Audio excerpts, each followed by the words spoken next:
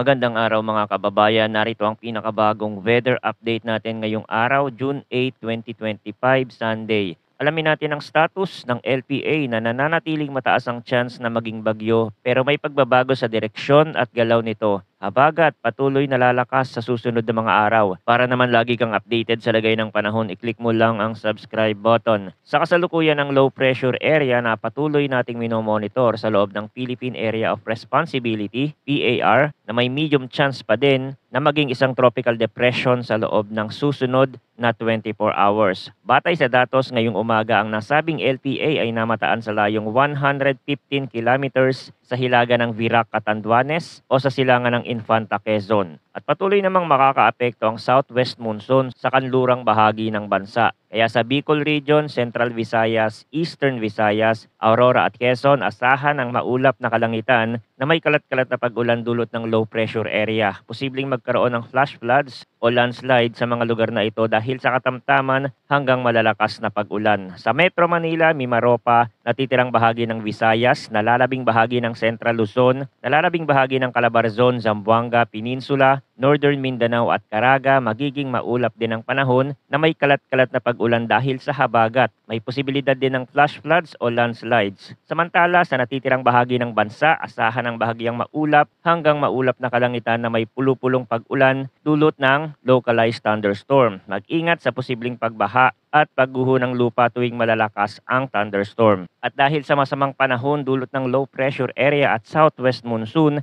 naglalabas ng weather advisory ang Pag-asa. Yellow warning o 50 to 100 millimeters na ulan ngayong araw ay inaasahan sa mga susunod na lugar: Quezon, Camarines Norte, Camarines Sur, Catanduanes, Albay, Sorsogon at Masbate. Ganon din sa Metro Manila, Zambales, Bataan, Pampanga, Bulacan, Cavite, Batangas, Rizal, Laguna, Occidental Mindoro, Palawan, Antique, Iloilo, Guimaras at Negros Occidental. Bukas, June 9, yellow warning pa rin sa Aurora, Quezon, Camarines Norte, Camarines Sur, Catanduanes, Albay, Zambales, Bataan, Cavite, Batangas, Palawan, Occidental Mindoro at Antique. Sa Martes naman, June 10, yellow warning pa din ang mga lugar sa Quezon, Camarines Norte, Camarines Sur at Albay. Pangasinan, Zambales, Bataan, Cavite, Batangas, Palawan, Occidental Mindoro, Romblon at Antique. Maaari pang tumaas ang inaasahang dami ng ulan sa mga bulubundukin at matataas na lugar. Dagdag pa rito, ang epekto sa ilang lugar ay maaaring lumala, lalo na kung may natitirang tubig baha mula sa mga naunang pag-ulan.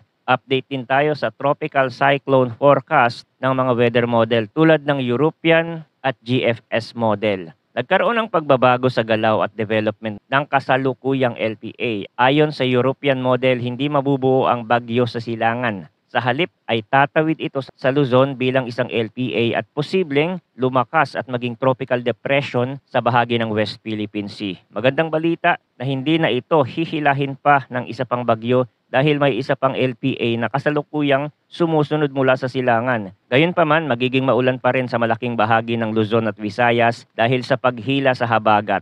Ganon din ang ipinapakita ng GFS model ng US, kung saan ang LPA ay tatawid sa Luzon at mabubuo bilang bagyo sa kanluran. May isa pang LPA na inaasahang aangat pataas. Mas malakas lang ang ipinapakitang development sa GFS forecast pero pareho lang ang epekto. Mas malakas na habagat, mas maraming ulan. Kaya kailangan pa rin maging handa dahil sa ilang lugar, konting ulan lang ay nagdudulot na agad ng pagbaha. And take note, marami pa ding pwedeng magbago dito kaya't mahalaga pa rin ang patuloy na pagmonitor sa mga susunod na ulat mula dito sa ating channel para sa pinakabagong balita ukol sa lagay ng panahon. Maraming salamat sa inyong walang sawang pagtutok. Huwag kalimutang mag-ingat, maghanda at manatiling ligtas ngayong tag-ulan.